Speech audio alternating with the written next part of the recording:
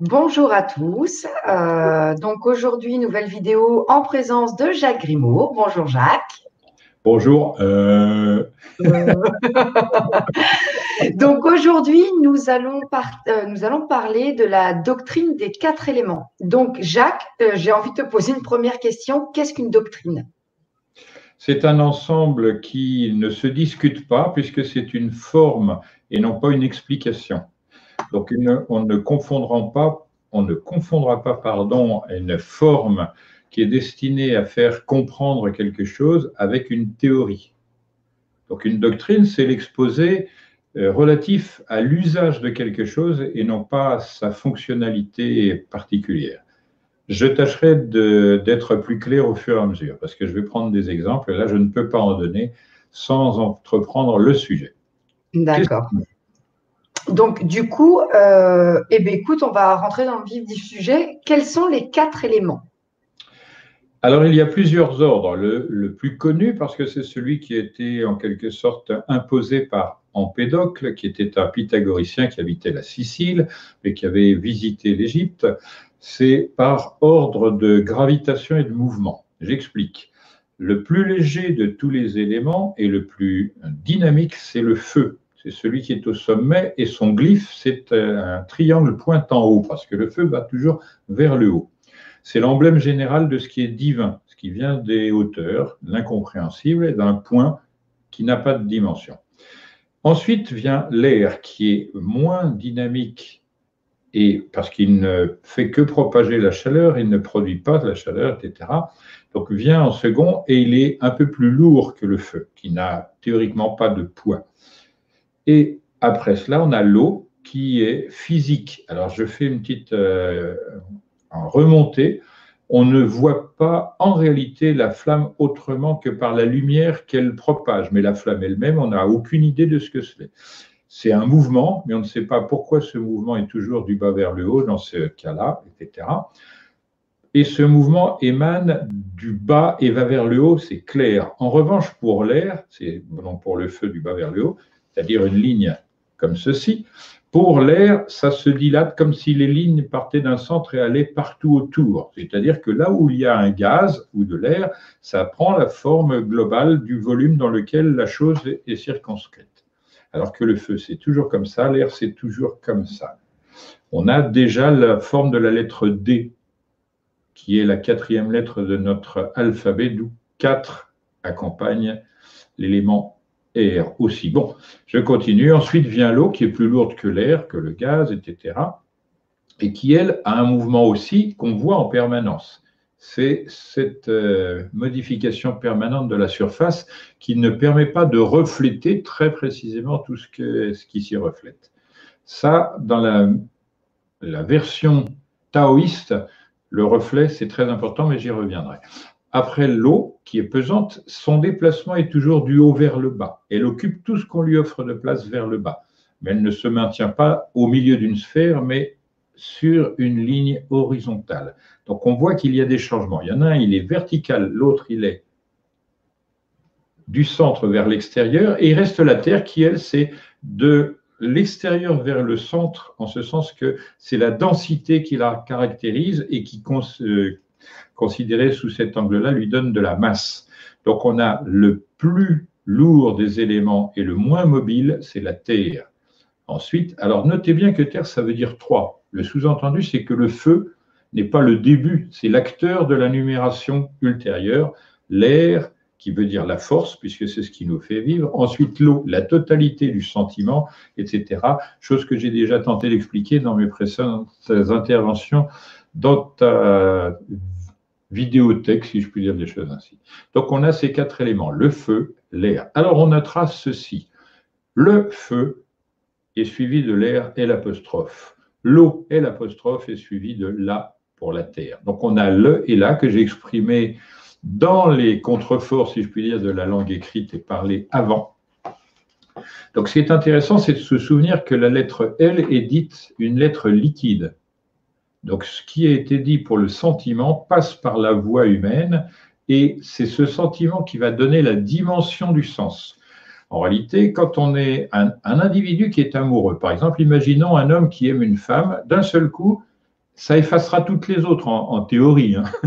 De nos jours, ce n'est pas exactement comme ça, mais c'est comme cela que ça occupe toute la place féminine, l'amour. Un homme pour une femme, celle-là vaut toutes les autres.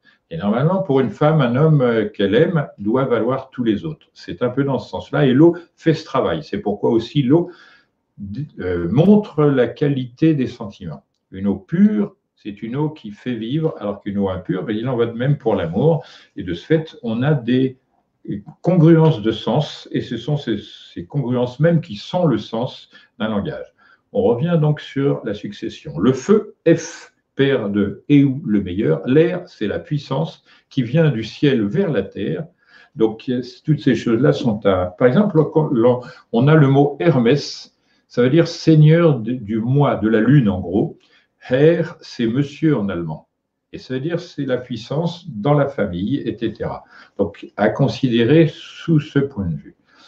Donc, Mister, c'est en revanche, c'est la personne qui règne sur la famille, et Mess et Miss dans Hermès, c'est pour l'anglais et pour l'allemand dans Hermès. Bon, ceci étant dit, on a ensuite l'eau, et en dernier lieu, nous avons la terre. Mais lorsque on s'occupe du monde physique, on a ça, la masse, donc qui détermine la qualité du monde physique, c'est s'incruster dans la masse, dans le temps, etc. Et plus il y a de mouvements, alors on connaît cette opération de conversion de matière en énergie, on appelle ça E égale mc2. E, c'est énergie, et m, c'est masse, multiplié par la vitesse. Donc c'est un truc de dément, parce que là, on me reproche, moi, d'assimiler par exemple, de dire que 12 et 21, c'est un même nombre. Qualitativement, oui. On peut l'affirmer, j'en donnerai des exemples, notamment dans les films. Mais encore faut-il admettre certaines choses qui sont dans les mathématiques supérieures, qu'on ne connaît pas encore, parce qu'on ne veut pas les étudier, parce qu'elles sont antérieures. Bon, je referme là. Je disais simplement que la Terre, elle est plus lourde et elle n'a pratiquement pas de mouvement. Il faut que soit l'eau la dissolve et la rende colloïdale, c'est-à-dire intermédiaire entre solide et liquide, pour que quelque chose puisse se passer. C'est la condition première de la vie. Par exemple, dans le monde ancien, dans l'anatomie ancienne, les éléments principaux du corps pour qu'il vive, ce sont les glandes endocrines. Or, il y a une activité actuelle qui est mise en œuvre par les politiciens et par le monde à la fois agrochimique et alimentaire et médicinal, c'est de modifier les caractéristiques endocriniennes. Or, c'est gravissime puisque des endocrines dépendent de la croissance de l'individu, sa forme, les moyens de transmission des énergies spécifiées dans l'organisme et tout ce bazar-là, sans rentrer dans le détail, et ça conditionne son élévation spirituelle. Donc, c'est important. Surtout par le fait que si l'on connaît comment ça fonctionne, c'est que les énergies célestes qui se baladent dans l'espace céleste qui est conçu comme une eau, c'est-à-dire quelque chose qui est ni solide, ni aérien, l'eau, comme je dis, elle est toujours en mouvement. Conséquemment, elle manifeste les débuts de l'énergie. Et donc, sa particularité, c'est d'être considérée comme le sentiment et la mémoire. Pourquoi cela? C'est que, par exemple, imaginons que je te gifle. Ce qui se produit là, c'est un fait, c'est-à-dire un mélange matériel de deux choses contradictoires, mais tu n'en auras que le souvenir. Et le souvenir, comme c'est une atteinte à ton intégrité physique et c'est désagréable, ça en sera un souvenir désagréable.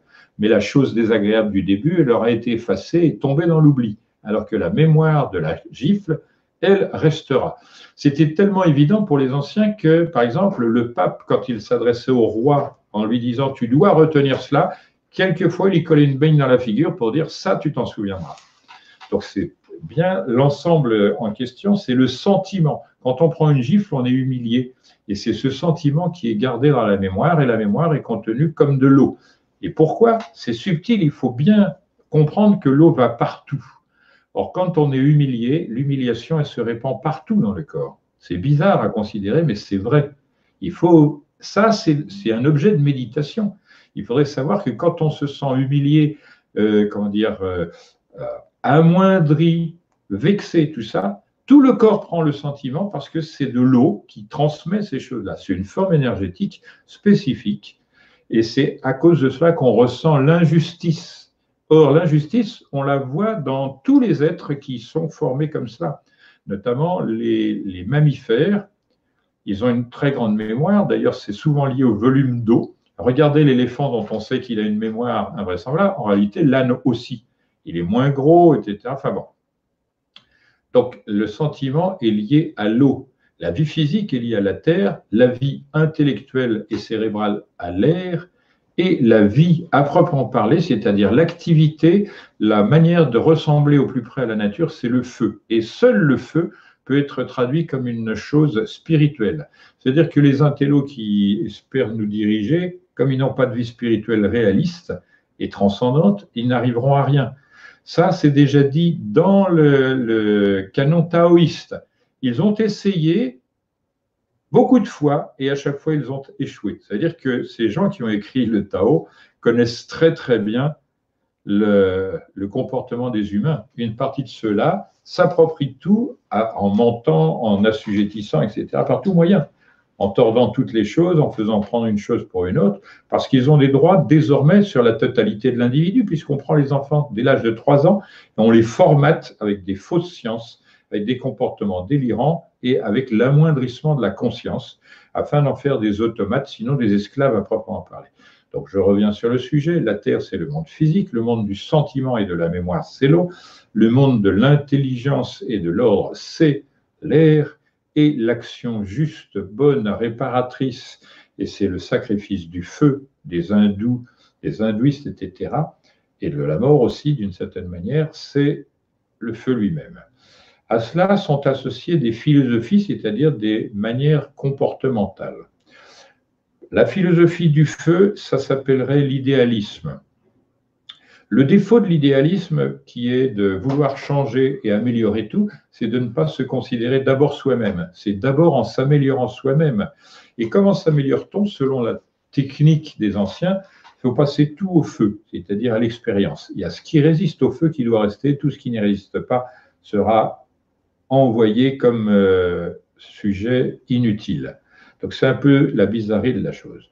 En face de cette philosophie, et son inverse quasiment, cette philosophie s'appelle mystique et elle est mise en relation avec l'eau. La mystique, c'est considérer que l'univers est tellement bien fait qu'on n'a pas de place à prendre parce que nous-mêmes, nous sommes imparfaits. Donc c'est l'inverse de l'action de modification du monde, c'est le monde qui agit sur nous. Mais avec ça, on ne va pas loin, on fait les mêmes erreurs que d'autres, c'est-à-dire on est dans l'incarnation pour agir dans le monde et que le monde agisse sur nous, et non pas se rendre transparent à ceci ou cela. Mais il est bon qu'il y ait les deux. Les uns qui permettraient à d'autres de se calmer, de méditer, etc. Et d'autres qui feraient comprendre aux précédents qu'il y a lieu de se donner un peu de mal quand même, c'est-à-dire de prendre de l'expérience, etc. Donc on a deux philosophies qui sont figurées l'une par le feu, l'autre par l'eau. On se souviendra quand même que la mystique, c'est-à-dire l'eau, tue le feu. Et qu'également le feu fait bouillir l'eau et la transforme en air, c'est-à-dire en forme intellectuelle, intelligente, etc. Prenons le cas du taoïsme. Le taoïsme, c'est une philosophie de vie, d'équilibre et tout cela. Et quand Confucius passe derrière, il la fixe, il la rend dogmatique et il retire tout ce qui est vital dedans, et ça fait une sociologie idiote, c'est-à-dire de convention, d'hypocrisie, etc. Néanmoins, un peu de confucianisme, ça fait beaucoup de bien, mais beaucoup, ça tue la vie de société. Donc, d'un côté, c'est ce qu'on vit ici en France. Le dogmatisme essaye de tuer les autres formes vitales de renouvellement, d'accroissement, de liberté et donc de création. Et il faut naviguer, quand on est philosophe, on navigue dans ces choses-là. Ensuite, la philosophie associée à l'air, c'est assez spécifique puisque le dieu de l'air, dans la situation présente, c'est Hermès, le dieu double. Or, il y a de l'air agréable, tiède, avec un zéphyr et tout ça. Et puis il y a le vent qui détruit tout, et ça peut être un vent glacial ou un vent brûlant, etc. Donc ça rentre en considération de cette philosophie qui est en réalité le scepticisme. On ne fait rien avec puisque le scepticisme, ça met en face des forces qui ne sont pas réelles mais développées à travers des arguments, par la parole. Et il faut le savoir avant de prendre la parole. Donc, ça n'est pas pour ne plus être naïf dans ce domaine, il faut ne pas tout faire reposer sur la parole, mais la connaissance passe par la parole, d'où la difficulté de la maîtrise de ces choses-là. Donc, on apprend à être effectif, effectique en philosophie, qui est la meilleure d'entre toutes, c'est celle qui s'adapte à toutes les situations.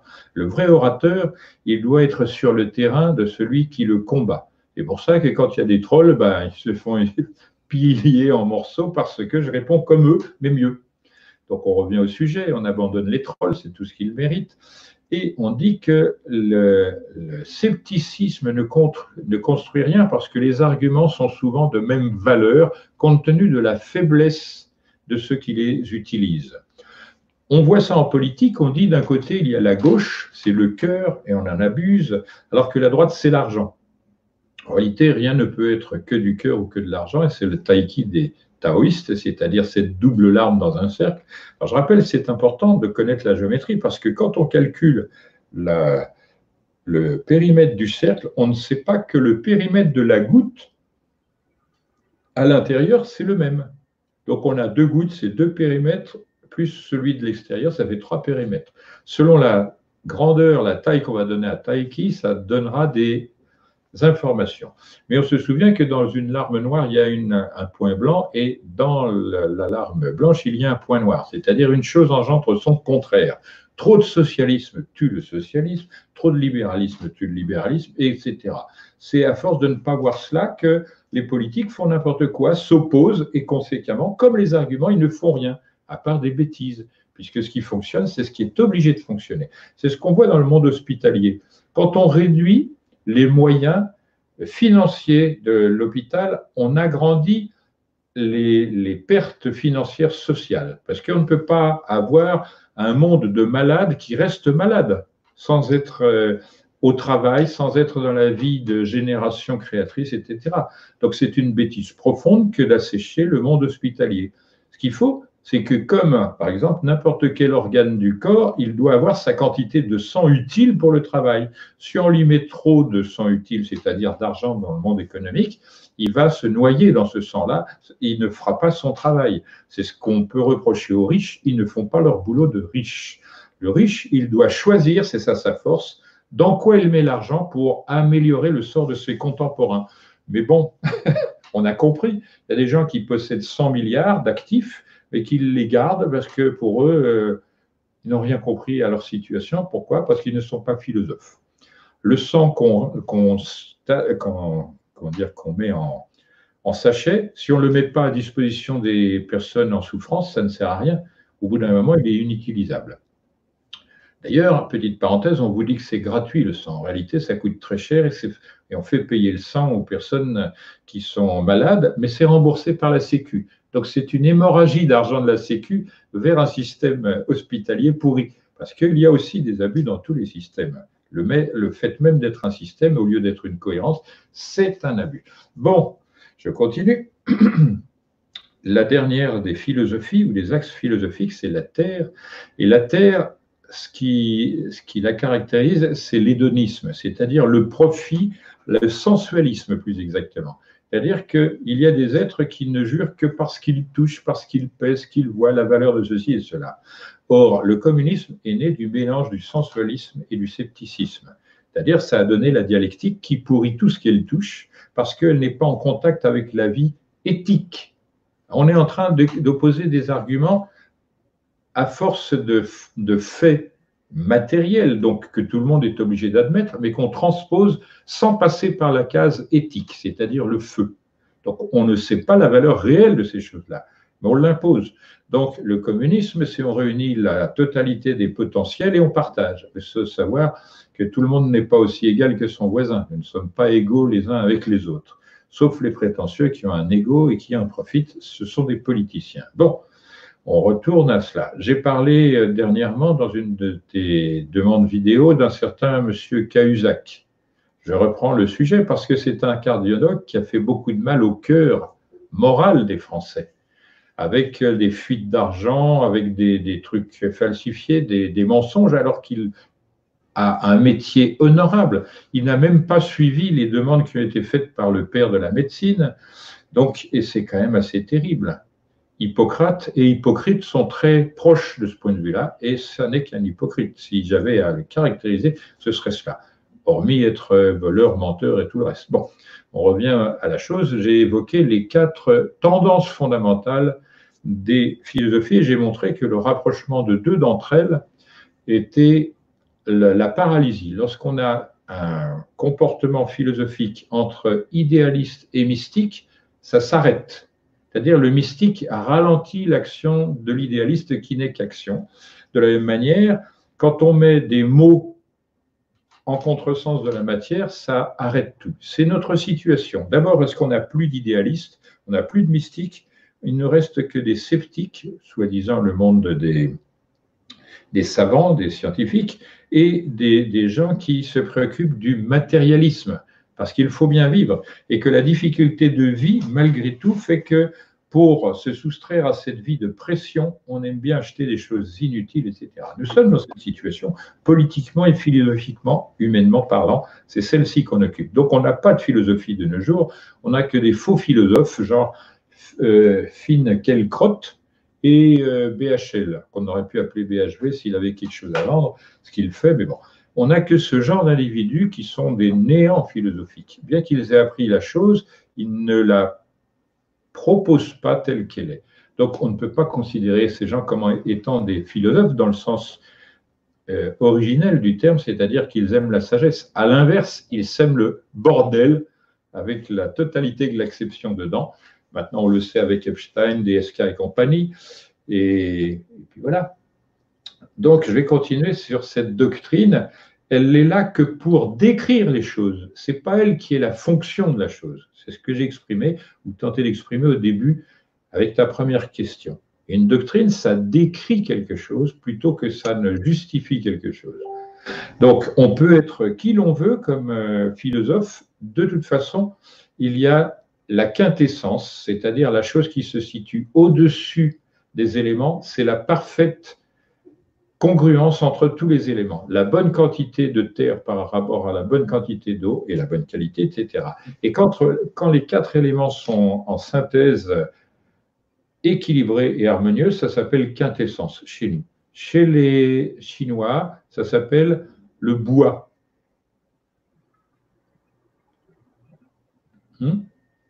Donc, dans la manière d'exprimer les éléments, mais je ne vais pas faire les éléments chinois. La modalité d'expression du chinois requerrait que je passe 2 heures de plus à cet exercice.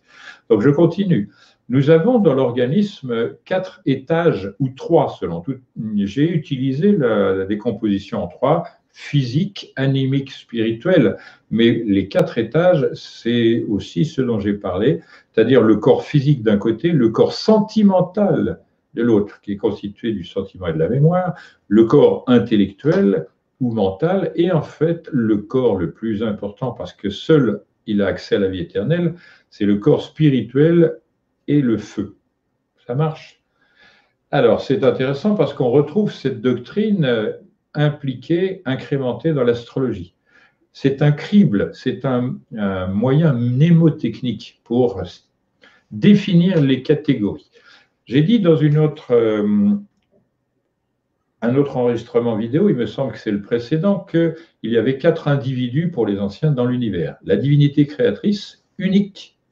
Ensuite, les événements, parce que dans la Bible, on nous dit, Dieu dit que la lumière soit. Donc, avant que la lumière soit créée, il a dit quelque chose. C'est ça l'événement. On n'a pas trace de cet événement, comme l'air ne laisse pas de trace. En revanche, la lumière, c'est un élément visible.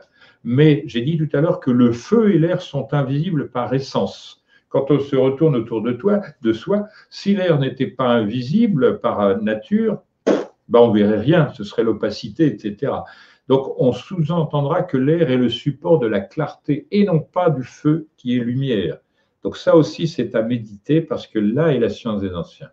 Pour eux, le feu, c'est tout ce qui apporte des modifications. Par essence, c'est ça le feu. Il a 3 participants à son être. Comme nous, il a un corps, c'est la flamme, il a une âme, et l'âme du feu, c'est la clarté, et il a un esprit, c'est en quelque sorte la chaleur qui modifie tout. Et elle la modifie, cette chaleur, de manière assez curieuse. Quand il y a un peu plus de chaleur dans notre environnement, on se dilate, tout se dilate. La partie corporelle, tant qu'elle a de l'eau dedans, ça se dilate, l'air se dilate, etc. En revanche, quand on a froid, ça change. Et alors, la physique des anciens, elle est très subtile parce qu'elle se dit, mais comment ça se passe dans la réalité? À savoir, quand il y a de la chaleur, les molécules constitutives d'un objet s'éloignent du centre de l'objet pour aller vers l'extérieur. Mais comment ces molécules connaissent l'existence d'un centre, géographiquement et factuellement? Et de la même manière, ces molécules se rassemblent près du centre quand il fait froid. Donc la question, c'est qui communique, comment, quoi, etc. C'est-à-dire que dans la manière de penser des anciens, ce qu'on appelle actuellement dans la physique quantique la relation d'intrication, elle existait dans leur raisonnement. Ils ne la formulaient pas de manière externe, mais ils disaient tout est en relation dans l'univers, et donc ils précédaient la physique quantique de manière sensible et de manière aussi temporelle extrême. Parce que pour eux, le sentiment que l'on vit en nous, l'univers aussi possède sa partie de sentiment. Il se contracte et se dilate en fonction de comment nous, ces composantes, nous mettons en œuvre. Si on regarde la théorie du Big Bang, il faut savoir que les anciens ont raison avec le feu en premier de liste. Parce qu'on dit de la théorie du Big Bang, c'est-à-dire relativiste quand même, dans sa principale manière d'être, c'est une chose qui a explosé et qui a pris un temps et une mesure de distance extrême.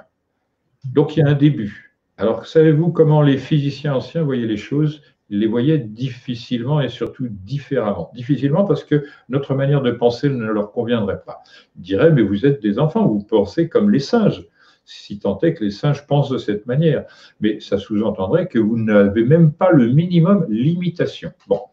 Donc, pour nous, il y a l'énergie, il y a les choses, la matière, ce qu'on veut, quoique l'énergie et la matière, on le sait avec MC2, c'est réversible. Donc, il y a des choses qui sont fixées, des choses mobiles pour faire dans le vrai.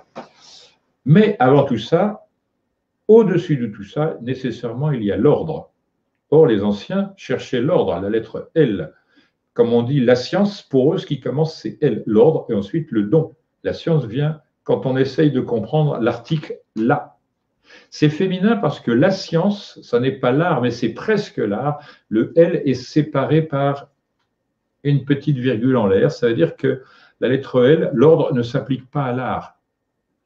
Et on voit que l'ordre qui existait, par exemple, dans ce qu'on appelle les tableaux pompiers, l'imitation de la nature, maintenant, c'est l'art qui tente de créer la nature à travers les représentations picturales, le mode modal totalement délirant des musiciens modernes, entre guillemets, etc. Donc on voit il y a une inversion des valeurs, c'est toujours ça à prendre dans le discours, et on se retrouve dans la situation du scepticisme.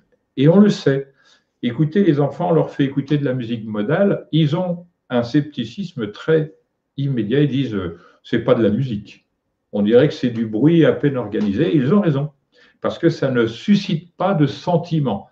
Et là, on voit que dans le monde de la représentation par les éléments, nous avons le sentiment qui est figuré par l'eau et qui est sous-entendu chaude, c'est-à-dire le sentiment est chaud, alors que le raisonnement intellectuel et mental est froid.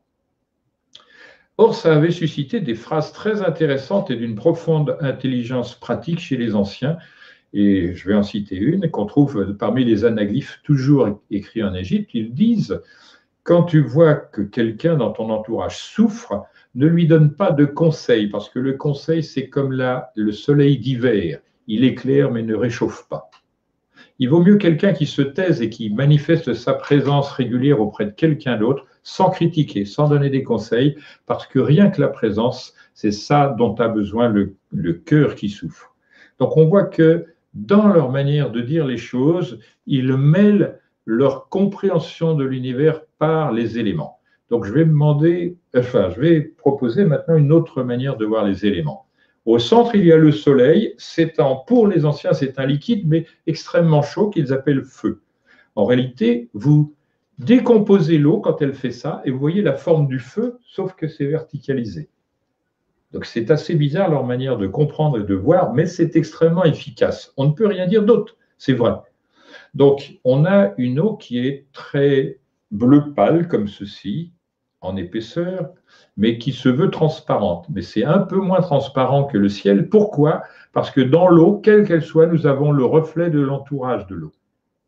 On ne peut pas voir l'eau directement, on ne voit que les reflets. Or, le sentiment, c'est pareil. On ne voit que la mémoire de quelque chose.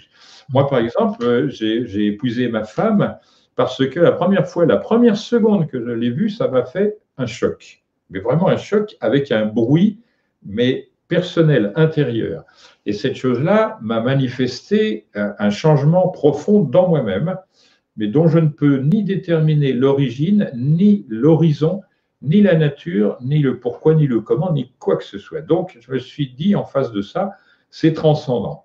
Mais écoutez, l'histoire personnelle est assez étrange puisque, en réalité, 4 jours avant, donc je m'étais dit un soir, voilà, j'arrive à un âge où les relations avec les femmes ne sont que des échecs. D'abord parce que je sortais d'un accident grave qui m'avait pris 4 ans de trou de mémoire totale, et que je recommençais seulement à cette époque-là à me socialiser, et je voyais que je pouvais avoir une relation entre guillemets normale, une approche, mais que ça ne suscitait rien parce que j'étais considéré moi comme anormal, instable, parce que je ne pouvais pas expliquer que je sortais d'un AVC gravissime, mais qui m'a laissé impeccable. Donc soit on me prenait pour un menteur, un manipulateur, soit pour un vieux beau qui essaie de se placer et d'avoir les faveurs des jeunes femmes, soit pour un type qui a des femmes dans tous les pores et des pores dans tous les hommes, parce que c'est comme ça, soit pour un type qui a une malfaçon et qui essaie de se caser, ou un type qui a eu plusieurs femmes, plusieurs divorces, qui a des enfants partout, etc. Donc le portrait que j'offrais à ces dames n'était pas cohérent et n'était pas porteur de tranquillité pour l'âme. Donc ça foirait. Et j'ai été en quelque sorte remis sur les rails de la chose, mais malgré moi. Et la personne que j'ai rencontrée, donc qui est devenue ma femme depuis, elle était capable de passer au-delà des apparences. Au début, elle me détestait. Et pourquoi? Parce que je racontais, j'étais tellement ému, changé, que je ne disais que des sottises. En sa présence, je devenais stupide, mais véritablement stupide de chez stupide. Donc on voit que ces choses-là sont liées à une polarité électrique. Non seulement je change de manière instantanée, mais je dois décider en ma conscience qu'est-ce que je fais. Ayant eu des désordres sentimentaux en quantité dans les années précédentes, je me suis dit, je vais encore me faire du mal inutilement, je vais perdre du temps, l'énergie, l'occasion de faire autre chose, étudier mieux ou moins mal, etc. Donc je me suis posé la question, est-ce que je reste ou je pars? Si je reste, j'assume le devenir de la chose. Si je pars, je me coupe la possibilité d'être réellement amoureux si cette femme s'approche de moi autant que je le souhaiterais. Et petit à petit, les choses se sont faites. Et elle a aperçu que derrière le type émotif à crever, puisque je suis en réalité un émotif primaire, toute ma jeunesse, j'ai souffert d'être bègue et peureux, réellement peureux, c'est-à-dire je ne voulais rencontrer personne. Mais ça s'est amélioré et il y a une chose inverse, c'est-à-dire ce que j'étais avant, je suis l'inverse. Maintenant, je rentre dans les choses et toutes ces choses-là. Pour ça, je suis resté au contact de cette situation nouvelle. Tout ça pour dire que au-dessus du sentiment, il y a la pensée qui vient, et cette carte-là, elle est figurée dans le jeu des tarots par cet arcane-là, qui est le 11e, qui est dit la force. Alors regardez, il y a 2 personnages, un animal, le corps en quelque sorte, qui a ses désirs, ses penchants, ses nécessités, et de l'autre côté, celui qu'on appellerait l'intelligence ou l'esprit, sous forme de femme. Il y a un lion en bas et une femme. C'est le sphinx des Égyptiens, ni plus ni moins, avec son visage d'ange et son corps de lion. Mais là, il y a un conflit qui n'est pas régulé comme il l'est dans le sphinx. Et l'arcane 11 montre 1 et 1 à côté, qui est un nombre premier. On ne peut pas le couper, alors qu'il est composé de 2 chiffres qu'on peut couper puisqu'ils sont semblables.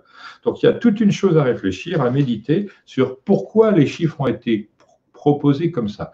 Pourquoi après le 10 vient le 11 avec 2 fois 1? Ça peut paraître mystérieux, mais il y a des règles ontologiques, c'est-à-dire qui sont très profondes dans le sens, qui obligent à cela. Et on voit que la force, c'est assez intéressant parce que ça rejoint le film La Révélation des Pyramides par le fait que c'est 1, le Sphinx, 2, 11, c'est la maison astrologique du Verseau, ère dans laquelle nous rentrons maintenant. Et elle montre qu'il y a un conflit entre ceux qui se prennent pour des intelligences, c'est-à-dire les Illuminati, et le peuple qui est pris pour une force brute, sans intelligence, etc. Or, je montre que là, ce qui brille, c'est la force. Mais la force, c'est un autre nom de la justice, du droit, etc., qui est bafoué. Donc cet animal va finir par... Alors, vous regardez que c'est exactement ce qui se produit, puisque l'intelligence présumée, elle essaie de faire ce que le lion, en dessous, se taise. Elle lui tient la bouche ouverte. Il peut respirer parce qu'il est utile. Il faudra qu'il travaille pour le maître qui est dessus, etc. Mais c'est lui qui se fait maître, si je puis dire. Vous voyez les richesses du langage en français. Et donc, on voit que c'est un conflit, le 11, mais il est appelé la force. Pourquoi? Parce que la prééminence est donnée au sentiment. La vie d'un peuple dépend de la bonté de celui et de ceux qui le dirigent. Et dans bonté, il y a B, maison de On, le soleil, fixé dans la langue que j'essaie de faire comprendre. Et E, c'est l'énergie telle qu'elle est lancée dans le monde. E, c'est l'énergie latente, ici même, alors que l'énergie en mouvement, qui a une once de vouloir dedans, mais spontanée, est lancée dans le mot bonté. Ce n'est pas le cas de nos jours. On a des affreux tordus qui méprisent le peuple, qui ne l'aiment pas, voire le détestent, mais qui essaient de le manipuler. C'est comme ça qu'en prenant un serpent par la queue et qu'on parle à côté, on se fait mordre. Parce qu'il y a des serpents qui n'arrivent pas à remonter leur gueule jusqu'à un endroit, mais j'en ai vu 6 dans mon existence, en Afrique notamment, avec des serpents qui étaient capables de les mordre. Et eux, ils pensaient que parce que la main était au-dessus, on ne les mordrait pas. Ils se sont trompés. Tous les 6 ont été mordus au coude. Donc faites attention, les gens du gouvernement, vous allez être mordus au coude. C'est dit. Donc prédiction gratuite. Je reviens sur la signification de ces choses-là. Les éléments, donc on a pris un serpent qui ressemble à l'eau, mais qui est sorti de terre et qui s'élève dans l'air. Et sa morsure, ça va être la mort sûre. Donc, nous sommes dans une situation que je décris comme les anciens le faisaient pour les prédictions. Le peuple, c'est le serpent au sol dans ce contexte-là. C'est donc que j'ai utilisé maintenant le déterminatif que je suis en train de d'énoncer. Donc, je dis le serpent, sa particularité, c'est de se mouvoir en rampant. C'est-à-dire, on a exactement la même situation avec les êtres célestes actuellement. C'est-à-dire les extraterrestres, ça fait bizarre ce que je vais dire, mais ils nous prennent pour vulgus pecum, comme on dit en latin, c'est-à-dire le plus bas de la création. Ils ne sont pas tous comme ça, heureusement, il y en a qui nous maintiennent la tête hors de l'eau et qui nous dirigent de manière précise vers notre propre avenir, non pas ce qu'eux, ils veulent pour nous, mais notre liberté. Ils protègent notre liberté. Donc, ce que je veux dire, c'est que le monde actuel, des politiciens, ils essaient de prendre un serpent pour montrer qu'ils sont capables de maîtriser quelque chose. Le problème, c'est toujours la même chose, relisez la Bible, le serpent va mordre au talon. C'est l'endroit le plus faible. Et si vous lisez bien la Bible, vous verrez qu'il y a un géant dont la cheville va casser. C'est le monde tel qu'on nous l'impose. Donc je peux vous dire que ce qui est actuellement tenté par les Illuminati va se casser la margoulette fort et durablement. Or, nous avons des kabbalistes qui prétendent connaître l'avenir avec les mêmes procédés, mais leur kabbale ne vaut rien. Et je dis tout de suite pourquoi. Parce que cette forme kabbalistique, telle qu'ici, elle est vraie. Elle est issue des tablettes égyptiennes anciennes, et on a réduit ce nombre à 78 alors qu'il y en avait 365, le nombre de jours dans une année, de jours complets. Donc, on a mis 78 pour des tas de raisons, on ne va pas les figurer ici, mais je vais le répéter juste pour qu'on sache que ce n'est pas n'importe quoi. C'est que 78, c'est la somme des 12 premiers nombres, 1 plus 2 plus 3 plus 11 plus 12, c'est-à-dire le zodiaque sous-entendu dans un nombre beaucoup plus grand, et la suite entre un nombre premier, 7, et un nombre qui est un grand diviseur et qu'en plus c'est le premier de tous les cubes, le 8. Donc ce ne sont pas des choses arbitraires, aléatoires, nées de l'imaginaire, voire de l'imagination au mieux, mais ce sont vraiment des règles. On se souviendra par exemple qu'il y a 2 parties dans ce jeu, les 22 arcanes majeurs valant les 56 arcanes mineurs. Alors je précise, lorsqu'on retire 22 de 56, le résultat est 34. Et maintenant je fais 3, 4 pour 34, 5, 6 pour 56 et 7, 8. Donc j'ai une suite numérique, logique, etc. Mais on s'aperçoit que, qu'est-ce qu'il manque au début? Il manque 22 mais le 1 est doublé parce que nous sommes dans un monde de la dualité. C'est ce qu'expriment les anciens de cette manière. On continue avec le jeu de tarot qui, lui, et c'est pour ça que j'en parle, tout comme le jeu de cartes, est constitué de 4 zones qui sont l'épée, le denier, la coupe et le bâton. Alors que dans nos jeux de cartes, nous avons le cœur, le trèfle, le carreau et le pic. Mais là-dedans, il y a des informations. Tous les jeux sont issus de la malice des hermétistes qui ont dit le jeu, c'est la chose qu'on ne pensera pas à détruire parce que tout le monde a besoin de jeu. Tous ceux qui ont été enfants un jour dans leur existence, et il y en a beaucoup, eh bien, savent ce que c'est qu'un jeu. C'est un lien social très important et c'est un moment de détente mentale, etc., de créativité. Et c'est comme ça que les anciens appelaient l'univers. Il est toujours en état de détente mentale, l'univers. Il ne fait que ce qu'il veut, il pourrait faire tout, il fait ce qu'il doit. On va revenir là-dessus un autre jour. Simplement, les 4 zones des jeux de cartes, ce sont les éléments, et je vais le montrer de manière très particulière dans le jeu de cartes ordinaire. Vous prenez le jeu de cartes ordinaire et vous dites, en réalité, il y a 4 éléments dedans. Vous dessinez le 1, comme ceci, et pour bien comprendre que nous sommes dans la dualité dont je viens de parler dans le jeu des tarots qui commence, vous faites une opération que l'univers pour se créer fait. Donc je montre le 1, comment je vais le montrer comme ceci, si c'est possible, pas trop bêtement, mais la partie ici et la partie là, c'est le 1. On le redouble comme s'il s'agissait d'un reflet, on obtient une flèche. En réalité, on doit appeler cette flèche dans le jeu de cartes ordinaire le pic. On fait la même chose avec le 2 que je dessine ici, on fait ça, le 2. On réunit le 2, mais on ne l'a pas mis dos à dos d'une ligne verticale, mais on le met face à face et on a un cœur sur un motif plat, en équilibre. Et le cœur, c'est ça, c'est un équilibre qui est de 2 personnes qui auraient le même équilibre que le 1. Et donc, nous avons pic et cœur. Et on voit qu'il y a d'abord l'obscurité, ensuite la lumière active, parce que le rouge figure la lumière active, alors que le haut, c'est le feu, mais on ne le dit pas autrement que par son inverse, c'est-à-dire le noir, l'absence de lumière. On continue avec le trèfle. Le trèfle, son nom l'indique, c'est une plante avec 3 lobules, donc c'est le nombre 3. Et le trèfle, il a la même queue, si je puis dire, que le pic, c'est-à-dire une sorte de pointe qui permet l'équilibre, alors que le pic, c'est le cœur inversé. Donc toutes ces choses ont une signification, comme je l'ai expliqué dans d'autres conférences filmées tout à l'heure. Dans le contexte dans lequel je parle, il y a eu d'autres sujets abordés comme ça, c'est-à-dire la forme a un sens. On voit que le pic, c'est le sentiment retourné vers le haut. Écoutez bien la leçon, le pic, quand il sort dans les cartes, la leçon dit ceci, tu perds des sentiments, parce que perdre des sentiments, ça permet de monter dans la compréhension des choses. C'est-à-dire, c'est dans l'épreuve sentimentale qu'on s'améliore et qu'on monte. C'est une période sombre, d'où le pic noir. Les fesses en bas sont suffisamment explicites, je n'ai pas besoin de le dire. Et ce qui pénètre les fesses, c'est pire encore. Donc, Rabelais parlait comme ça. Donc, il est devenu incompréhensible. On dit, mais ce n'est pas de la littérature bourgeoise, c'est sûr, mais c'est sa manière de dire les choses. Donc, nous avons pour commencer le pic, l'obscurité, mais qui monte vers le haut, qui est de nature divine. Et ensuite, on a le cœur, c'est l'inverse. Il descend, mais lui, il s'arrête, alors que l'autre ne s'arrête pas vers le haut. Voilà. Mais je vais donner une autre idée de la chose. Dans les ouvrages hermétiques, par exemple, le dictionnaire mytho-hermétique de Don Pernetti, donc Don, D-O-M, Antoine-Joseph Pernetti, c'est un prêtre qui a écrit le dictionnaire mytho-hermétique. Il dit dans son dictionnaire, au mot hache, au mot lance, etc., la lance, comme les armes en général, sont la figuration du feu chez les anciens. Donc le pic, c'est le feu.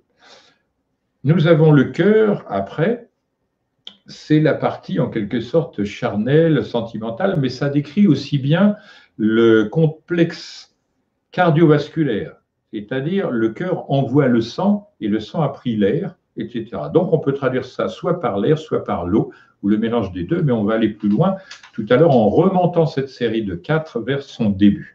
Nous avons donc le trèfle pour 3, et c'est le monde végétal qui est sous-entendu là. Le monde animal étant sous-entendu dans le cœur. Ça se précise ce que je suis en train de dire. Et en dernier lieu, nous avons le carreau et qui est figuré par 4 lignes, non plus droites, mais 4 pointes avec des courbes qui se rejoignent. Si vous inversez le carreau, vous avez un cercle. Donc c'est une manière de signifier cercle et carré. Et la leçon est extraordinaire là-dedans parce que les vraies mathématiques sur lesquelles je fonde celles que j'ai retrouvées des anciens fonctionnent sur cela. C'est pourquoi ça s'appelle des carreaux de terre. Mais vous avez les carreaux de terre qui permettent une géométrie très, très élaborée. Et là, je m'adresse aux musulmans. Ils savent que le décor de leur mosquée ne présente jamais d'individus. Pas plus des plantes que des animaux, que des êtres humains, ni même la figure de Dieu. Ça n'est que de la géométrie à partir de la terre, la forme qu'il donne. Tout ça, c'est l'entrelac du sens qui est donné comme fondation de l'univers visible. Donc, eux, ils ne peuvent pas représenter la divinité, sauf par l'intelligence de la divinité qui est contenue dans la méthode qu'utilise la divinité, donc la géométrie, qui sont les mathématiques rendues visibles et sensibles, pour exprimer cela. Mais la plupart du temps, les imams ne le savent pas. Aucun musulman, pratiquement, ne veut admettre ceci, qui est pourtant une évidence ancienne. Qu'est-ce qui figure cette chose-là dans la mosquée classique traditionnelle? Ce sont les minarets, qui figurent la flamme et le dynamisme vers le haut, alors que les coupoles figurent le dynamisme de l'intérieur. La coupole, c'est littéralement le ventre de la femme, le ciel, etc. Alors que la volonté religieuse d'aller vers le sommet et vers la divinité, c'est ça. Donc, il faut bien se remettre dans ce contexte. On revient à des choses plus normales, entre guillemets. Ce que je viens de dire à propos des dessins qu'on trouve dans les mosquées, ça figurait comme l'envers de l'univers des cartes avant. Vous trouvez une carte, vous la tournez. Là, on n'a pas ça sur ces cartes de tarot, mais sur les cartes ordinaires, on a tout un monde d'entrelacs, etc., etc. Et tout part avec une régularité en croix. Sous-entendu, regardez les musulmans, vous êtes en association étroite avec le monde chrétien. Ce n'est pas la même chose avec le monde judéen qui est en partie musulman, parce que il ne peut pas représenter la divinité, c'est le monde aniconique, mais il peut prétendre en parler. Ça, c'est redoutable. Mais on ne va pas rentrer dans ces considérations-là, ça pourrait nous valoir du mal. Bon, je continue avec la terre, qui signifie 3. On arrive au 3e, c'est le carreau. Et le carreau, c'est ce qui, normalement, dans les maisons anciennes, tout du moins, avec le bois pour des lattes de bois, ça a été remplacé de la même manière que la franc-maçonnerie, la maçonnerie, donc, a remplacé les carbonaries, les gens qui étaient les maçons de la forêt. Les francs-maçons, ce sont des maçons de la ville. Donc, on voit qu'il y a dans cette chose-là des choses à comprendre. Le carreau est rouge, rouge comme le sang, comme le fer de la terre, parce que le fer dans la terre, il rend l'argile rouge, et on fait des carreaux d'argile. Donc, de cette forme intermédiaire entre le carré, puisqu'il y a 4 pointes, et le cercle, puisque quand on réunit les courbes qui constituent ce carreau-là, on refait un cercle. Donc, on a la terre d'un côté et les 4 directions de la terre concaténées. Ça s'appelle le carreau, c'est-à-dire aussi bien la main qui se dit kyro en grec, aussi bien le cœur, etc., des tas de mots. Et cette fois-ci, la méthode n'est pas acrologique, mais elle porte un nom spécifique, une manipulation de langage, si je puis dire, c'est paronymie. Donc, on retiendra cela, il y a anagramme, il y a toutes ces choses-là, et ce sont des modalités qui permettent de mélanger des lettres parce que la valeur des lettres reste la même, mais l'ordre change le sens. Donc, dans carreau, nous avons d'abord un reflet. Le sol est le reflet, chez les anciens, ce qui est en haut est comme ce qui est en bas. Donc, on a ce reflet-là, et la Terre, avec ses 4 directions et sa circularité, ressemble au ciel, puisque le cercle est l'emblème du ciel, et la Terre étant l'emblème de la Terre, c'est un carré. C'est ce que l'on voit dans les mosquées. La base d'une mosquée, c'est un carré de base, ou un cube même. Au-dessus, il y a une boule. Généralement, c'est comme ça. Or, ça représente la terre avec juste au-dessus et en contact. Voilà. Et le verbe terrestre, les gens qui chantent, eh bien, voilà. Et c'est pourquoi, dans le monde musulman, et je donnerai l'année prochaine une conférence sur l'islam et son ésotérisme, et je dis bien pas le monde musulman, mais l'islam, eh bien, lorsque le personnage fait sa prière et il touche le globe de sa tête, il le met sur la terre, qui est considéré comme un cube par les anciens, ou par une croix, il remet l'esprit qu'il possède en lui-même au contact de l'esprit de la terre, qui est le réceptacle du ciel, le reflet du ciel. Donc on voit quand même que ce sont des choses peut-être complexes, mais qui reposent sur des figurations qu'on peut lire dans tous les rites, dans toutes les habitudes quasi spirituelles, au moins cultuelles. Ça marche. Donc on a le carreau, c'est la terre. Ensuite on a le trèfle, c'est le végétal.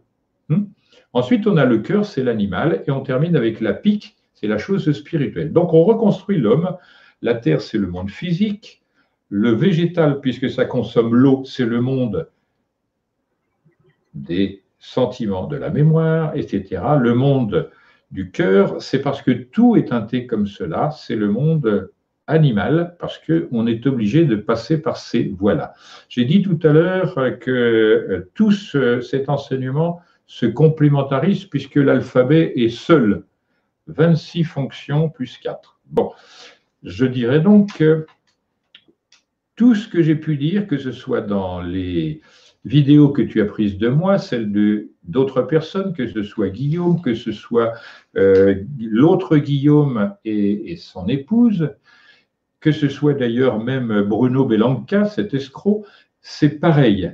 Je ne varie pas d'un iota, je ne fais que restituer en termes contemporains l'enseignement des anciens.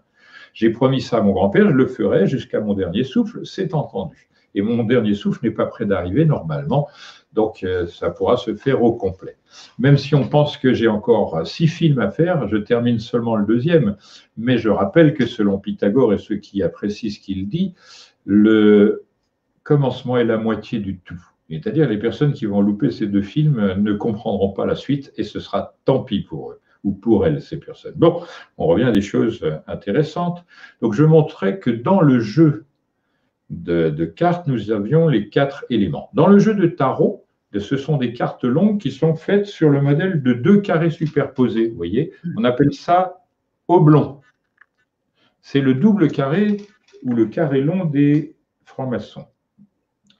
Eh bien, nous avons 4 catégories, j'ai dit tout à l'heure, c'est les atouts, c'est-à-dire ou on appelle ça également d'un autre nom, les arcanes, les 22 cartes avec des dessins originaux spécifiques et 56 cartes qui sont nombrées, donc comme le jeu de cartes ordinaire, mais il y a des figures dessus, des emblèmes, etc.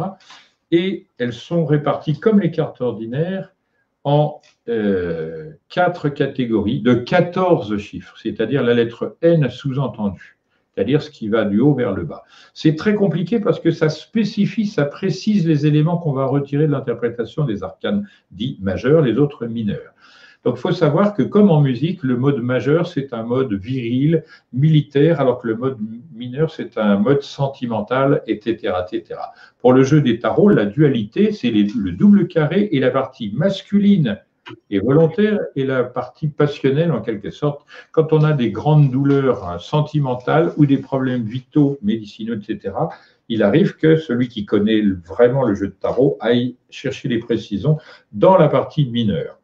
Donc, ce qui nous intéressera, et vous le verrez dans le prochain film, c'est le nombre 56 a une très grande importance puisque c'est une double lunaison, non plus, comme je l'avais expliqué dans un autre exposé vidéo, une révolution avec le soleil au bout, en quelque sorte. Là, c'est la révolution, vous prenez une étoile, la Lune dépasse cette étoile et la rejoint, c'est 28 jours. 2 fois 28 égale 56.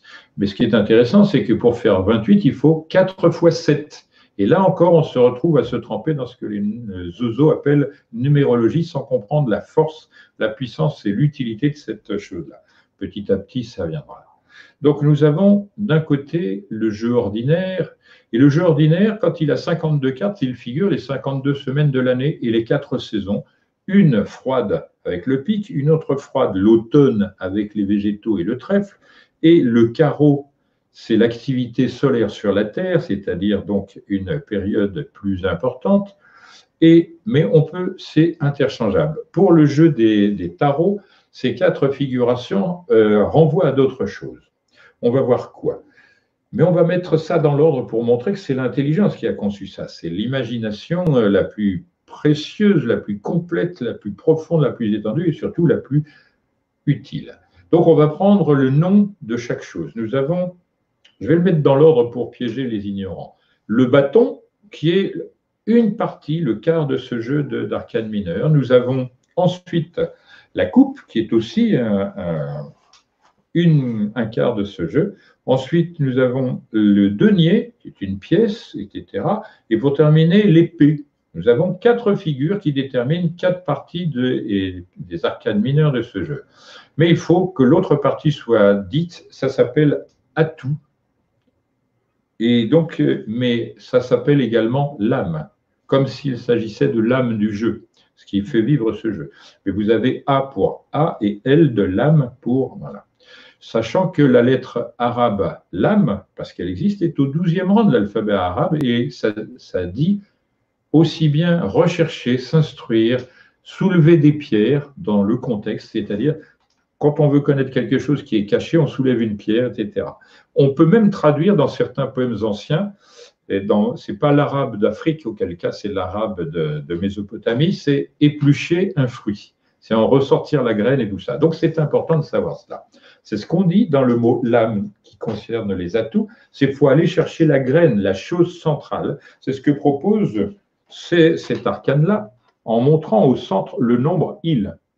C'est le centre, le noyau, c'est la graine de ces choses-là. Et notamment par le fait que cette chose-là, elle doit monter, c'est pourquoi le chapeau est la moitié de ça en termes de forme et de couleur, mais il a augmenté de volume, c'est la compréhension du centre des choses, mais n'allons pas trop vite, sinon je serai obligé de vous expliquer et l'alphabet, puisque c'est de l'alphabet, et le nombre, et le jeu des tarots, des formes et tout ça, en un seul enseignement. Et là, je sais que vous seriez en train de me traiter de fou, de me pendre par les pieds, etc., la tête dans le sable, enfin, c'est impossible à comprendre parce que nous sommes habitués dès l'école à couper les choses, alors que les anciens, ils passent leur temps amicalement à réunir les choses par ressemblance. Nous, on fait l'inverse et on ne peut aller, à cause de cela, que vers la rupture entre l'homme et la nature, entre l'homme et l'homme, c'est ce qui se produit en ce moment, etc. On va empiler les bêtises jusqu'à ce qu'elles nous détruisent. Donc, c'est pourquoi mon travail, c'est de prévenir que ce qui ressemble à quelque chose d'autre a par essence le même destin. On dit bien couper les cartes, donc je vous montrerai que même dans ces cartes de tarot, je ne sais pas encore si je vais mettre cela dans le film, parce que c'est délicat d'interpréter cela dans les langues étrangères, puisque c'est le français la référence, comme vous l'entendez. Nous, on dit ça, l'âme et l'apostrophe pour ce qui nous fait nous animer, mais une lame, c'est une carte du tarot, et l'âme, c'est une lettre de l'alphabet arabe, la 12e, avec la notion de zodiaque, etc., enfin, toutes ces choses-là, de 1 à 2, tout ce bazar-là est concaténé. C'est pourquoi il est difficile de prendre cette manière de... Donc, je disais, nous avons une carte qui est un double carré, qui a les propriétés donc, du sol de la chambre de la grande pyramide égyptienne. Et ça n'est pas n'importe quoi, puisque si je donne le cours en entier, c'est 8 heures d'affilée à travailler. C'est le dos de la carte qu'on voit là, hein, double carré. Et donc, ce qui m'intéresse, c'est de dire que sur cette carte-là, nous avons la table d'émeraude. En effet, les 3 pieds sont la lettre M, dont je vous disais que la graphie, dans un autre exposé, c'est le 3. Donc, nous avons table d'émeraude. Table, parce que c'est fixer la capacité. To able, en anglais, c'est être capable de. Donc, la lettre M est ici. Ici, c'est donc 13, c'est-à-dire le monde de la mort. M pour monde et M pour mort. L'ombre, ici, c'est la mort.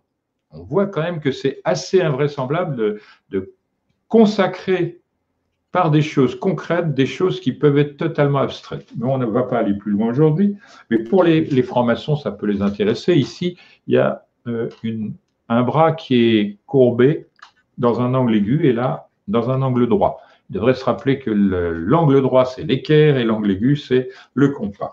Donc, l'angle droit étant plus grand que l'angle aigu, il a une valeur supérieure et l'équerre, c'est ce qui détermine l'ordre. Le compas, en quelque sorte, c'est l'harmonie, mais elle est liée à un ordre antérieur. Je ne peux pas expliquer ça aujourd'hui, ni aux francs-maçons, ni aux architectes, ni à d'autres, mais l'univers prend sa loi là-dedans et elle est figurée là-dedans. Je donne un autre exemple, Léonard de Vinci. Tout que j'ai expliqué dans une autre conférence en vidéo, avec toi d'ailleurs, que nous avions Viollet-le-Duc architecte. Je vais prendre peintre, architecte, ingénieur de guerre, monsieur Léonard de Vinci. Première lettre L, l'équerre, Vinci V. Ça se lit élevé dans l'ordre, mais c'est équerre et compas, mais inversé. Si je remets ça dans l'ordre inverse, c'est-à-dire j'obtiens les lettres du mot logos, mais en grec. C'est-à-dire la lettre L majuscule, c'est un V renversé, la lettre G, c'est un L renversé. Donc on voit qu'il y a une cohérence, et ces personnes-là, des hermétistes par vocation, se trouvent avoir un nom en rapport avec leur fonction. J'apprécierais que quelqu'un de savant me dise ce que je dois lire dans JG, qui ne sont pas jaunes gilets, comme on pourrait le croire, mais gilet jaune, ça a une incidence là-dedans. Essayez de comprendre et vous verrez qu'il y a des informations sur l'avenir de notre pays et du monde, parce que de cette force-là va naître autre chose. Non pas un changement révolutionnaire, mais un changement évolutionnaire. Bon, continuons avec le jeu de tarot. Je vais remettre ce que j'ai dit précédemment dans l'ordre, et je vais reciter cet ordre. J'avais dit, on commence par bâton, on continue par coupe, on continue par denier, tu n'as pas suivi. Et si, je l'ai dit denier, après bâton. Tu l'as dit denier, alors je n'ai pas entendu, et on termine par épée. Si on met atout, au début, ça fait A pour atout, B pour bâton, C pour coupe, D pour denier et E pour épée. Donc j'ai 5 lettres de l'alphabet dans l'ordre de l'alphabet, et en mieux, parce que c'est intéressant, l'épée, si je prends l'épée, pour considérer cela, il y a 3 E dedans, énergie, et la lettre P, c'est la lettre graphiquement R chez nous, mais et j'ai désigné que c'est la stabilité, la pierre. Ça sous-entend que c'est 3 formes d'énergie par rapport à la force. Pour la force, il faut ajouter V, qui est la volonté. Une énergie plus une volonté, c'est une force. Pour les anciens, l'énergie, ça n'a pas de sens. Quand on dit matière égale énergie, pour eux, c'est un contresens absolu. On ne va pas rentrer là-dedans, c'est pour les physiciens, les vrais. Et donc, je disais, l'épée, sa particularité, notamment, c'est la taille pour le sabre et la pointe pour le fleuret.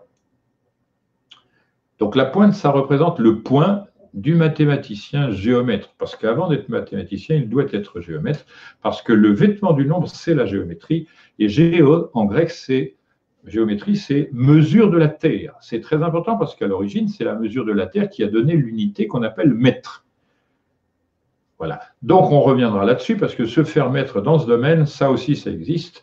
Et donc, mais il faut le mettre un thermomètre, hein, tout le monde le sait. Bon, je disais donc que nous avons cette situation que les anciens nous donnent ça en forme de transmission.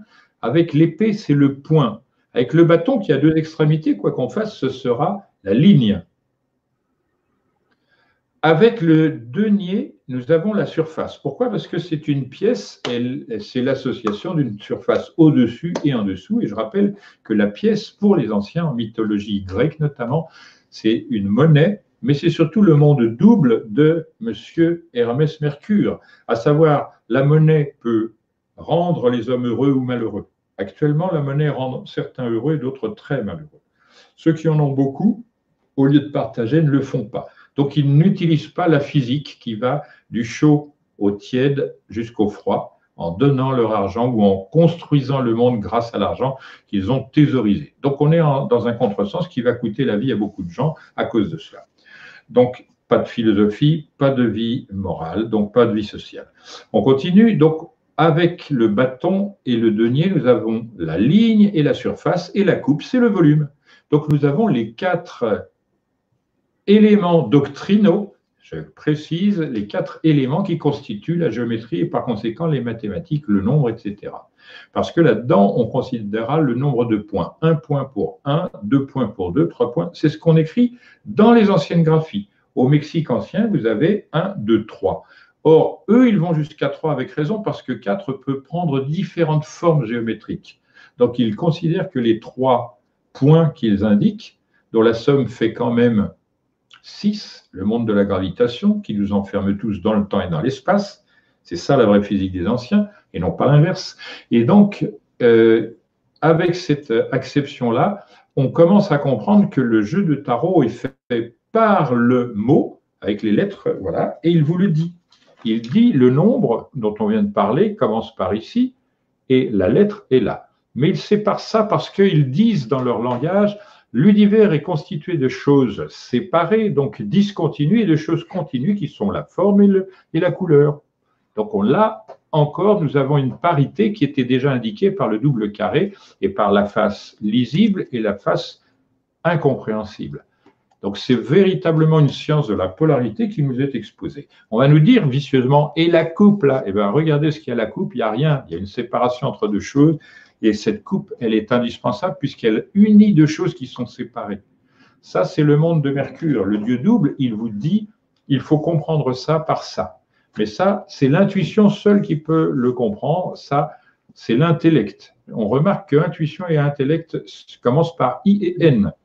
Donc, on doit savoir que c'est dedans en anglais, langue des descendants, notamment des Atlantes. On verra ça une autre fois. Donc là, je suis en train de reformuler l'histoire du monde, l'histoire de la science, du langage, de tout ce qui fabrique une société, etc. Autre indication, nous avons ici le deuxième arcane, il y a 2 fois 1. On pourrait dire, mais c'est comme 11, puisque le 11, regardez, il a la même gueule, sauf que sur cette carte, il n'est pas 2 fois 1 comme dans un domaine, il est X et 1. C'est le nom même de la lumière, qui, xi, etc. X, c'est la quantité inconnue. Donc, on ne sait pas qui est le 1. On ne sait même pas si c'est un nombre à proprement parler. Dans la théorie des nombres, on est bien embarrassé, etc. Ce que je voulais vous montrer dans cette deuxième carte, c'est que vous avez quand même ici un personnage qui a un chapeau, une mitre, en 3 parties, mais au-dessus, il y a 2. C'est-à-dire, avant de réaliser le ternaire qui spiritualise les individus humains, il faut comprendre la dualité telle qu'elle a été mise en œuvre pour créer l'univers lui-même. Et vous voyez, l'ouverture, c'est le savoir. Le livre, c'est le savoir, c'est la liberté. Victor Hugo, très justement, puisque c'était un hermétiste, disait que la liberté commence là où finit l'ignorance. C'est ce que je voudrais que tout le monde dans cette conférence en vidéo comprenne, que c'est extrêmement important de se dire que si on n'apprend rien, on n'est pas un personnage humain.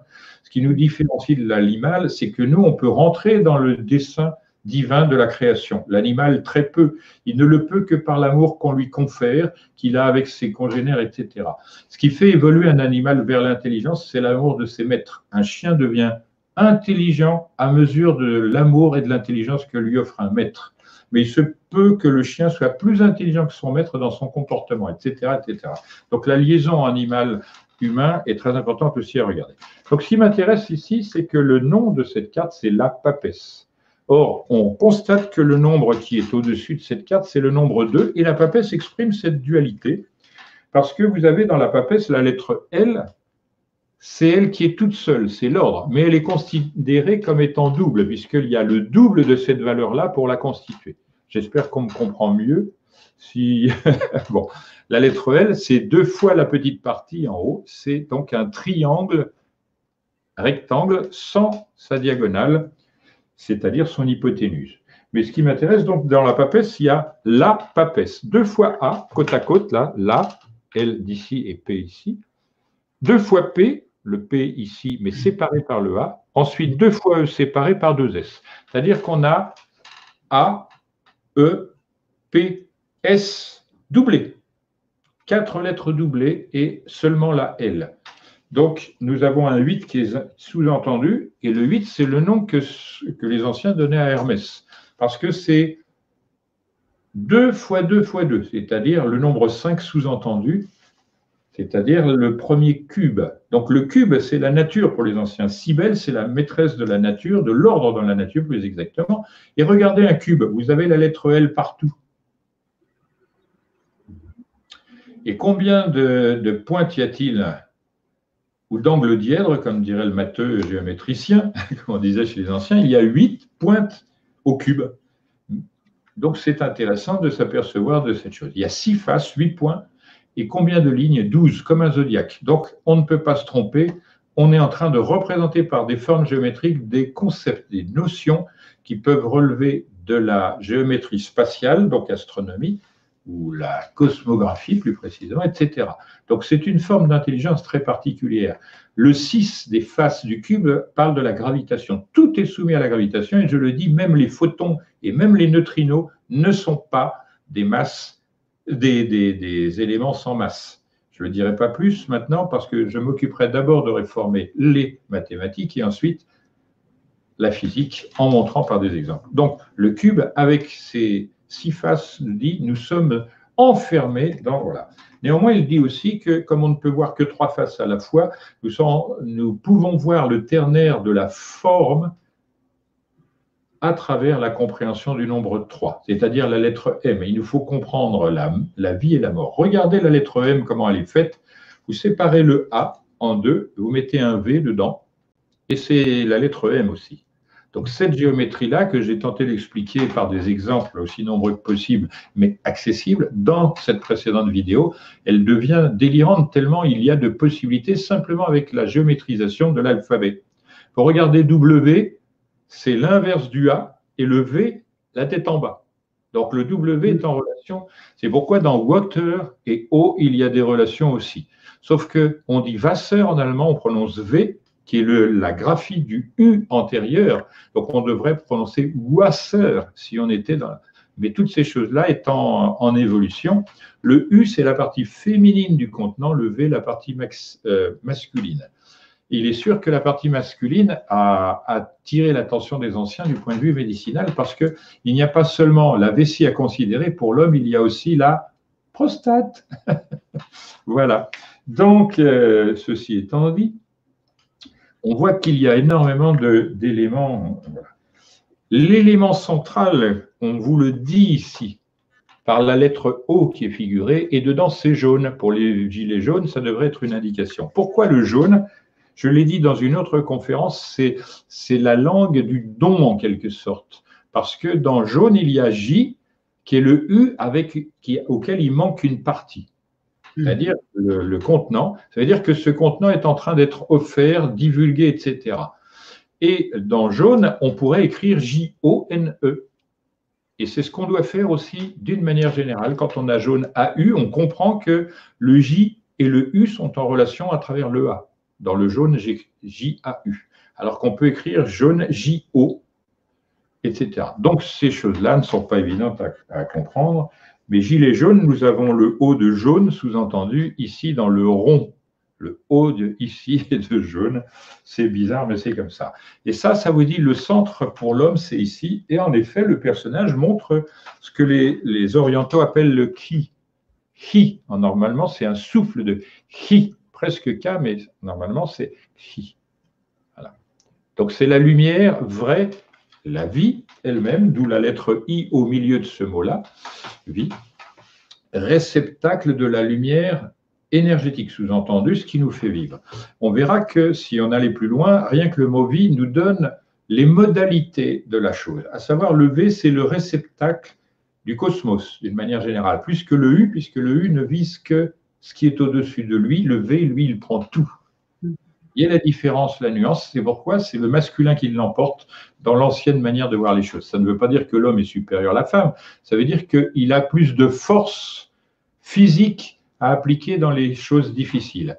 Il a la liberté d'être, parce que quand l'homme n'est pas enceinte, il n'est donc pas confiné à l'intérieur d'une maison, il peut aller à l'extérieur, ramener des choses, etc. Donc ces toutes petites choses-là disent non pas que l'homme doit assujettir la femme à sa volonté, ni quoi que ce soit. Rien de tout cela n'existe chez les anciens. C'est la perversion de tout cela par les politico-revanchards, etc. Parce qu'en réalité, les chefs religieux maintenant sont surtout des chefs politiques. On le voit d'ailleurs en Iran, où le monde iranien est dirigé par... voilà. En Irak, c'est resté correct, si je puis dire.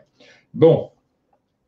Vous notez que Iran et Irak commencent par 2 fois la même lettre, I, l'intelligence, R et la force, B. On viendra là-dessus à un autre moment, quand on parlera de la Kabbale hermétique et non hébraïque et des pays. Vous allez voir que là, on scie très proche du sol. Bon, je continue. Nous avons donc la papesse qui manifeste la dualité conceptuelle. Donc on peut dire sans se tromper, et symboliquement cette fois-ci et emblématiquement aussi, que lui, c'est le créateur, elle, c'est la création. Et elle, puisque c'est elle, elle va non pas créer, mais engendrer. Vous voyez la petite nuance. Créer, c'est faire quelque chose à partir d'autre chose antérieure, mais comme il est l'antériorité de tout, le créateur, on n'a pas le choix.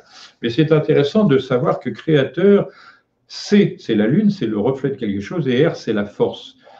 La création, c'est le reflet d'une force intérieure qui veut agrandir l'univers sans cesse. C'est ce que fait d'ailleurs l'univers lui-même, il s'agrandit sans cesse, à tel point que les bords de l'univers dépassent prétendument la vitesse de la lumière. Ce qui gêne beaucoup dans la relativité, puisque c'est un principe faux, mais bon, il faut trouver le moyen de le contrarier, qui dit que la vitesse de la lumière, c'est une vitesse limite. Absolument pas. Il n'y a pas de limite dans l'univers, puisque c'est la volonté divine, dont on ne peut pas comprendre par nature, qui fait ce qu'elle veut. La pensée, quelle est sa vitesse? Aucun moyen de le savoir. Ni le sentiment. Moi, j'ai eu l'impression que ma rencontre avec celle qui est devenue ma femme a pris une infinité de temps, c'est-à-dire que ça s'est étendu tant. Toute mon existence après cette rencontre, tout ce que je vivrai sera consacré à cette rencontre, mais je ne sais pas combien de temps ça a pris matériellement. Un millième, un milliardième de seconde, c'est impossible à savoir. On en est dans la situation que partage normalement un physicien qui comprend bien la situation. Vers l'infiniment petit, il y a un infini, vers l'infiniment grand, il y a un infini aussi. Et l'infiniment centre, nous, on n'est même pas construit. Vous voyez le problème. Or, la divinité nous propose de devenir infiniment capable, etc., comme l'est sa création. Donc, il y a du boulot.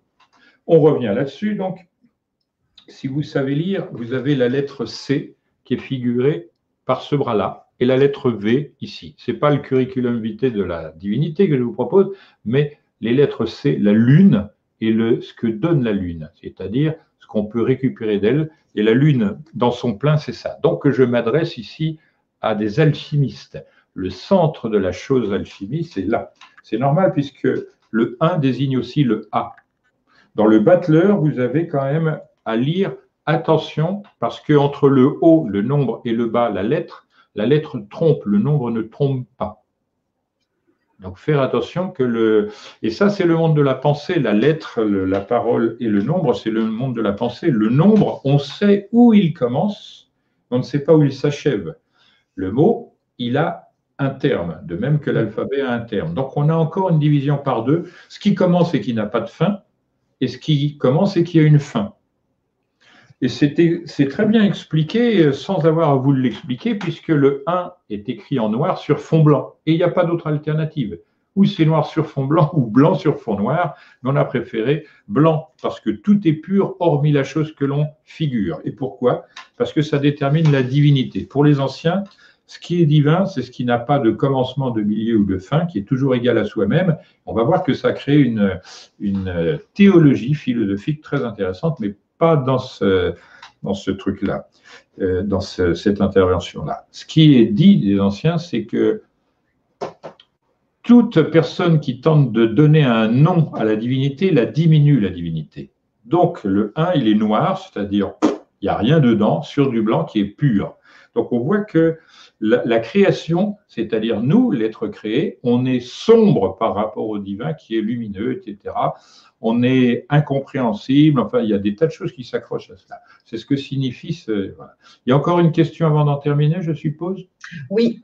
J'avais une question, parce qu'en fait, quand j'ai préparé donc tes interventions, Jacques, j'ai demandé à des gens que je connais s'ils avaient des questions à te poser par rapport au sujet. Et j'ai une question notamment par rapport à cette doctrine, c'est pourrais-tu rappeler les analogies utiles avec le grand œuvre? C'est relativement facile. La Terre, c'est par quoi l'on commence. Si je veux divulguer, je dirais que ça n'est pas une terre, mais ça vient de la Terre, que c'est ni minéral ni métallique, attention à ma manière de parler, parce que je l'emprunte aux anciens, et qu'à partir de là, on doit en faire une eau. Et cette eau va porter le nom d'un dieu, mais parce que ce dieu est tuteur d'un satellite qui gère l'eau sur notre planète. En troisième lieu, comme le domaine de cette eau est défini par Mercure, eh bien, le maître de l'air, c'est Mercure. Et l'air, c'est la puissance. Or, la puissance, pour s'exercer, elle ne peut pas le faire si elle ne part pas d'un extérieur vers un intérieur. C'est-à-dire le souffle de l'air, vous le sentez parce que l'air se projette sur votre visage. Sinon, il n'y a rien. Mais on ne peut pas déduire du fait qu'il n'y a rien que l'on puisse sentir que la chose n'existe pas. Et là aussi, c'est une erreur en physique et en épistémologie, une erreur générale parce qu'elle s'applique à tous les domaines en sciences. Bon, je reviendrai à cela quand on sera plus capable de m'entendre. Et il reste le feu qui est l'outil que l'on doit mettre sous la terre et dans la terre pour qu'elle se réveille et qu'elle donne son fruit.